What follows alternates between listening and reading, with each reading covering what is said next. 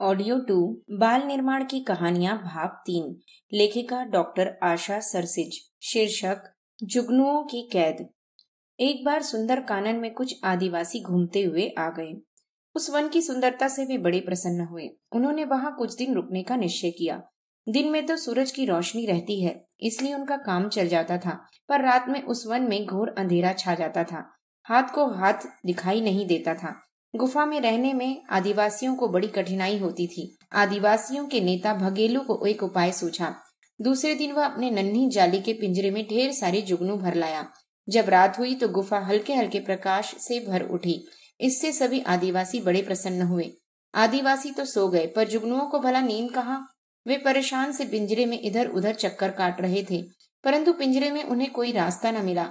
पिंजरे में रखी हरी हरी टहनियों को उन्होंने छुआ तक न था। सभी बाहर निकलने को बेचैन थे। पिंजरे में उनका दम सा घुट रहा था। छोटे बच्चे तो अपने घर और माता पिता की याद करके रो भी रहे थे।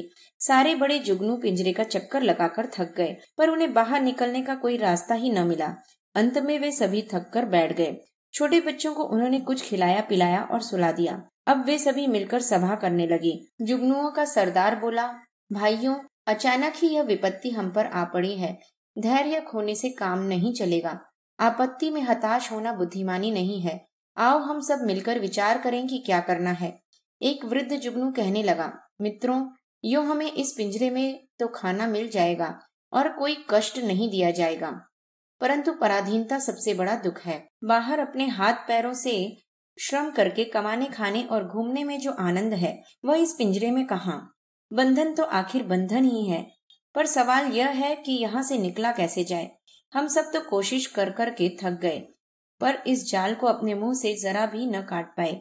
निकलने का तनिक भी रास्ता न बना पाए। लगता है अब तो जिंदगी यहीं पर बितानी पड़ेगी।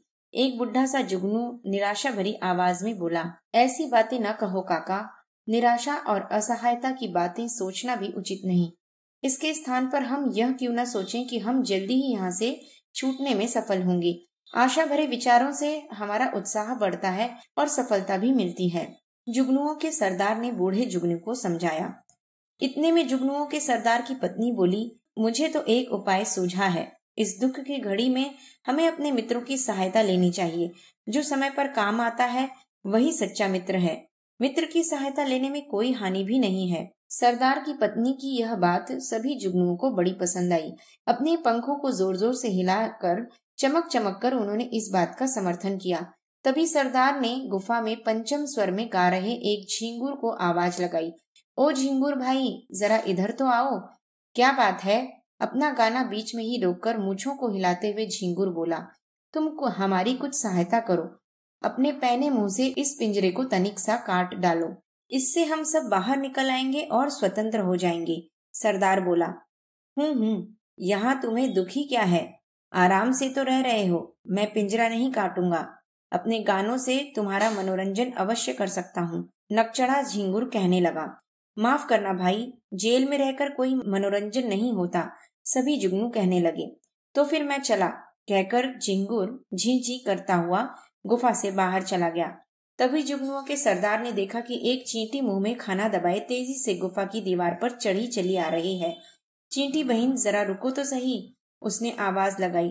चींटी ने अपनी गर्दन चारों ओर घुमाई और सोचने लगी कि यह आवाज किधर से आ रही है। तभी उसने कुछ कहते हुए सुना, कोई कह भी रहा है, मैं यहाँ इस पिंजरे में से जुगनुओं का सरदार बोल रहा हूँ। चींटी ने देखा गुफा के एक कोने में एक पिंजरा लटका हुआ है और उसमें से सारे जुगनू चमक रहे हैं। उसे यह देखकर बड़ा ही आश्चर्य हुआ कि वे पिंजरे में कैसे आ गए। चींटी बहन, हम कुछ दिनों से बड़ी विपत्ति में पड़े हैं, इसलिए हमारी कुछ सहायता करो। हमें धोखा देकर इस पिंजरे में कैदी बनाया गया है। हम ठहरे ऊंची ऊंची उड़ानें भरने वाले। इस जेल में हमारा जी घुट रहा है। मैं तुम्हारी कैसे सहायता कर सकती हूँ? अपना एक हाथ अपने सिर पर रखती हुई और कुछ गंभीर स्थिति में सोचती हुई चींटी बोली। फिर कुछ देर बाद कहने लगी, मित्र, तुम चिंता न करो, जैसे भी होगा मैं तुम्हें इस कैद से मुक्ति दिलाऊंगी। सच्चा मित्र वही है जो विपत्ति में सहायता करे। बहन, पर तुमने क्या उपाय सोचा है? उन जुगनुओं के सरदार ने पूछा। देखो भाई, मैं खुद तो तुम्हारा पिंजरा काट नहीं सकती। मैं अभी अभी चुलबुल गिलहरी को बुला लाती हूँ। वह मेरी पक्की सहेली है और बड़े ही परोपकारी स्वभाव की है। पर क्या वह इतनी रात गए यहाँ पर आने को तैयार भी होगी? उस सरदार ने पूछा। चींटी कहने लगी, वह जरूर आएगी।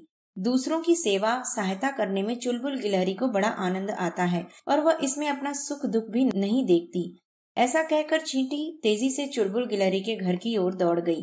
वह चुलबुल गिलहरी आधी रात में ही वहां दौड़ी चली आई। उसने जरा सी देर में ही उस पिंजरे में अपने पैने दांतों से सुराख कर दिया। निकलो जुगनू सरदार, बुढ़े जुगनू ने कहा। नहीं काका, पहले आप सब निकलें। सरदार का धर्म है कि पहले अन्य सभी को बचाए और अपनी रक्षा बाद में करे, सरदार जुगनू कहने लगा। पिंजरे से सबसे पहले बच्चे निकले, फिर बुढ़े निकले और फिर सब जुगनू निकले। सबसे अंत में निकले सरदार जुगनू और उनकी पत्नी। उन्होंने पिंजरे से बाहर निकलकर चींटी और गिलहरी को सभी जुगनुओं की ओर से धन्यवाद दिया। रूंधे हुए गले से वे कहने लगे, बहनों, तुम दोनों ने आज हमारे प्राण बचा लिए। हम कैसे तुम्हारा आभार व्यक्त करें? इसमें आभार की क्या बात है भैया? आपत्ति में पड़े हुए की सेवा सहायता करना हम सभी का धर्म है। धिक्कार है उसे जो सिर्फ अपने लिए ही जीता है। हम सभी मिलजुल कर रहें, यही अच्छा है, चुलबुल गिलहरी बोली। जुगनू गुफा में ऊंची ऊंची उड़ानें भर रहे थे। जब तक एक दो आदिवासी जग चुके थे, वे तो आश्चर्य से यही देख रहे थे कि सारे जुगनू पिंजरे से निकल कैसे आए। तब तक सारे जुगनू गुफा से निकल भागे। शीर्षक, लल्लू कैसे बदला। लल्लू कौवे के माता पिता बचपन में ही मर गए थे। उसे पाला भी उसकी मौसी नहीं था। बचपन में लल्लू बुरी संगत में पड़ गया था। इससे वह बहुत शरारती भी हो गया था। कई बुरी आदतें उसमें आ गई थीं। वह चोरी करने लगा था और दूसरों की चीजें छीन कर भी भाग खड़ा होता था। वह जब चाहे जिसको परेशान ही करता रहता था। किसी के कहने सुनने का लल्लू पर कोई असर ही न होता था। एक दिन चंचल गिलहरी अपने बच्चे को रोटी का टुकड़ा खाने को दे गई। वह नदी पर पानी लेने गई थी। बस इतनी देर में कहीं से उड़ता हुआ लल्लू आ गया। पीछे से वह चुपचाप से गिलहरी के मुंह से रोटी का टुकड़ा छीन कर ले गया। डाल पर बैठकर लल्लू उसे खाने लगा। गिलहरी का छोटा बच्चा रो उठा। उसे खूब जोर से भूख लग रही थी। ऊ ऊ ऊ ऊ मामा, मेरी रोटी मुझे दे दो, वह बच्चा रोते रोते बोला। लल्लू ने अपनी गर्दन नचाकर उसे और भी चिढ़ाया। काव काव करते हुए लल्लू रोटी लेकर दूसरे पेड़ पर जा बैठा। गिलहरी का बच्चा रोता का रोता ही रह गया। एक दिन सोनू कुत्ता रसभरी पूरी खा रहा था। आधी पूरी उसने खाई, फिर जमीन में एक गड्ढा खोदा और आधी पूरी उसमें दबा दी। सोनू ने अपने दोस्त भानु के लिए वह रखी थी। लल्लू कौवा चुपचाप यह देख रहा था। सोनू के जाते ही पेड़ से उतरा। अपनी चोंच से उसने गड्ढा खोदा, फिर पूरी निकाली और पूरी को पंजे में दबाकर वह उड़ गया। नीम के पेड़ पर बैठकर स्वाद ले लेकर उसने वह पूरी खाई। उधर सोनू ने भानु को पूरी गाढ़ने की बात बता दी थी। थोड़ी देर बाद वह वहां आया। उसने देखा कि गड्ढा खुदा हुआ था, मिट्टी बिखरी हुई थी, पूरी का वहां नाम नहीं था। वह समझ गया कि जरूर किसी ने शरारत की है। सामने पेड़ पर बैठा लल्लू कौवा मीठी नींद सो रहा था। भानु समझ गया कि जरूर यह लल्लू की शरारत थी, क्योंकि लल्लू ऐसे कामों में सारे जंगल भर में बड़ा बदनाम था। भानु वहीं गड्ढे के पास बैठ गया। लल्लू की आंख खुली तो उसने निराश बैठे भानु को देखा। कैसे बैठे हो? लल्लू ने मन ही मन मुस्कुराते हुए पूछा। मैं यहाँ पूरी खाने आया था। मेरे दोस्त सोनू ने मेरे लिए उसे गाढ़ा था, पर कोई दुष्ट चुपचाप उसे निकाल ले गया। भानु पूंछ हिलाते हुए बोला। लल्लू कौवा कहने लगा, बुरा न मानना काका, इस अच्छी पूरी को देखकर मेरे मुंह में पानी भर आया था। मैंने ही उसे निकाला था। भानु समझाने लगा, लल्लू बेटा, तुम चोरी करना छोड़ दो। चोरी करना कोई अच्छी बात नहीं है। वाह, इसमें चोरी की क्या बात हुई? लल्लू पूछने लगा। दूसरों की चीज को उनसे बिना पूछे लेना चोरी ही तो है। कोई देखे या ना देखे, पर भगवान हमारे कामों को देखता है। बुरा करने वालों को वह सदैव दंड देते हैं। जो भी बुरा करता है उसे एक न एक दिन उसका फल जरूर भुगतना पड़ता है। भानु बड़ा गंभीर होकर बोला। बुढ़ों को भी हमेशा उपदेश देने की आदत सी पड़ जाती है। यह कहकर लल्लू ने मुंह बिराया, पंख फड़फड़ाए और उड़ चला। बड़ों के उपदेश सुनते सुनते लल्लू तंग हो गया था। भानु काका, सोनी गाय, चंचल गिलहरी, कालू कौवा सभी उसे चोरी न करने का उपदेश देते थे, पर लल्लू कौवे को उनकी सारी बातें बेकार ही लगती थी, क्योंकि उस कौवे को अभी तक कोई भी सबक नहीं मिला था। पर बुरा काम करने वालों को एक न एक दिन दंड मिलता ही है। बुरे कामों से कभी सफलता नहीं मिला करती। बुरा काम करने वालों को सभी तिरस्कार की दृष्टि से देखते हैं। लल्लू को भी देखकर जंगल के सारे जानवर अपना मुंह फिरा लेते थे। कोई उससे ठीक से बात करना पसंद न करता था। कोई भी अपने बच्चों को उसके साथ खेलने ही नहीं देता था। वह अपने को बड़ा ही अकेला महसूस किया करता था। चोरी करके, छीन झपट करके जो माल वह लाता था, तो उसे लोमड़ी काकी लल्लू कौवा को बहला फुसला कर ले जाती, तो कभी चंपू गीदड़ लल्लू की अधिक चापलूसी करके उस माल पर हाथ साफ करता। एक दिन लल्लू को बुखार आ गया। उससे हिला भी नहीं जा रहा था।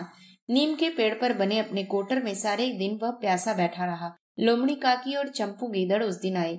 लल्लू उनसे 2 घूंट पानी लाने को कह कहकर थक गया, पर उन दोनों में से किसी ने भी पानी लाकर नहीं दिया। वे तो उस दिन भी लल्लू कौवा का माल हड़पने के लिए आए थे। लाचार होकर वह प्यासा ही तरसता रहा। लल्लू अपने कोटर में बैठा बैठा यही सोचता रहा कि बुरे काम करने वालों से अधिक अभागा और कोई नहीं है। उसे अंत में बड़ा पश्चाताप ही करना पड़ता है। विपत्ति में उसका कोई सहायक नहीं हुआ करता। बुरे काम का फल भी कभी न कभी मिलता ही है। समाज में एक दूसरे से मिलजुल कर रहना चाहिए, एक दूसरे की सहायता करनी चाहिए। तभी संकट के समय भी हमारी सहायता करेंगे, तभी दूसरे हमें अधिक से अधिक प्यार करेंगे और हमको सहयोग देंगे। लल्लू उसी दिन से बदल गया है। विचार बदलने पर व्यवहार भी बदल जाया करता है। अब वह दूसरों की कोई भी चीज नहीं छीनता, चोरी नहीं करता। वह सदैव दूसरों की भलाई करता है, सबकी सहायता करता है। जंगल के सारे जानवर और पक्षी बड़ा ही आश्चर्य करते हैं कि लल्लू कैसे बदल गया। अब वे सब उसकी प्रशंसा ही करते रहते हैं। शीर्षक: गुस्से का फल। चंपू बंदर की शरारतों से अमरकंटक वन के सारे जानवर बड़े परेशान थे। उसकी शरारतों का कोई अंत न था।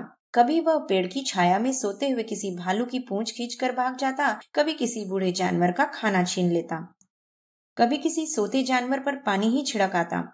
चंपू की माँ उसे समझाती थी, बेटा, तुम यह बेकार के शरारत भरे काम छोड़ दो। इनसे दूसरों को परेशानी होती है।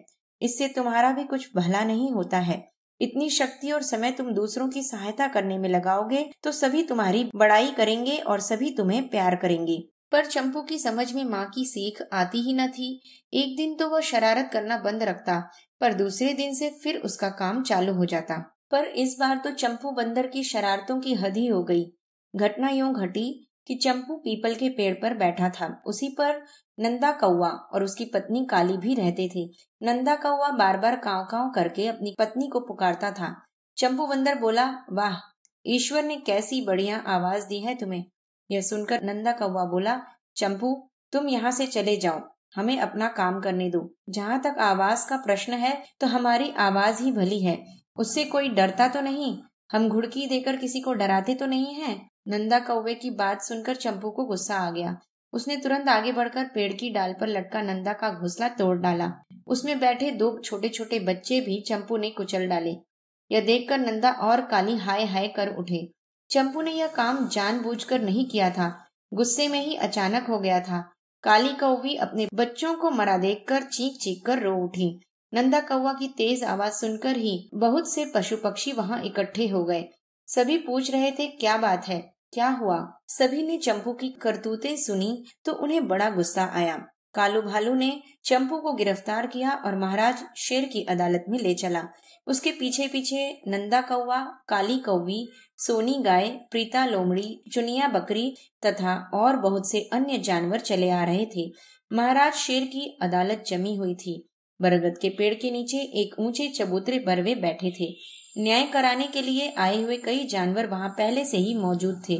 उन सभी का न्याय करने के बाद महाराज शेर ने कालू भालू से प्रश्न किया, कहिए, आप कैसे आए। कालू भालू ने गिरफ्तार किए चंपू की ओर इशारा किया और सारी कथा सुना दी। काली कौवी रो रो कर कहने लगी, महाराज, इस दुष्ट चंपू बंदर ने मेरे बच्चों को मारा है, मुझे न्याय मिलना चाहिए। चंपू सहम गया था। वह कह रहा था, महाराज, मैंने जानबूझकर बच्चों को नहीं मारा है। मैं उस समय क्रोध में पागल हो गया था। गुस्से के कारण मुझे भले बुरे का ज्ञान नहीं हो रहा था। मुझे माफ कर दीजिए। सिंह कहने लगा, चंपू, गुस्से की आदत बहुत बुरी है। क्रोध में अच्छे बुरे का ज्ञान नहीं रहता, कुछ भी कर डालते हैं। यह सब तुम अब मान भी रहे हो। पक्का वायदा करो कि आगे से कभी क्रोध नहीं करोगे।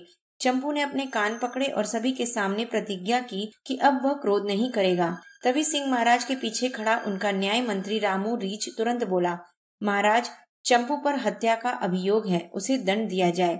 चंपू गिड़गिड़ा रहा था, महाराज, उस समय मैं क्रोध के कारण नासमझ हो गया था, मुझे माफ किया जाए। शेर बोला, भाई, अपराध तुमने किया है तो दंड भुगतना ही पड़ेगा। हाँ, इतनी बात है कि तुम अपनी गलती स्वीकार करते हो तो तुम्हें कठोर दंड नहीं मिलेगा। फिर काली कौवी से शेर ने पूछा, बहिन, तुम ही बताओ इसे क्या दंड दिया जाए। काली कौवी बोली, बच्चे तो मेरे आ नहीं सकते, इसका घर तोड़ दिया जाए। आगे से चंपू कभी घर में न रहे, जिससे उसे याद रहे कि किसी के बच्चे उसने मारे थे। सिंह ने यही दंड सुना दिया। चंपू सिर झुकाकर चुपचाप सुनता रहा। सिंह के सैनिक जाकर तुरंत उसका घर गिरा आए। चंपू और उसके माता पिता पेड़ की डालों पर ही तब से रहने लगे। इसी कारण आज तक बंदर घर बनाकर नहीं रहते। उस दिन से चंपू की सारी शरारतें छूट गईं। ठीक ही कहा गया है कि अपनी समझ बूझ नहीं खोनी चाहिए, सोच समझकर काम करना चाहिए। क्रोध में जो कार्य किया जाता है उसका फल सदा बुरा ही मिलता है।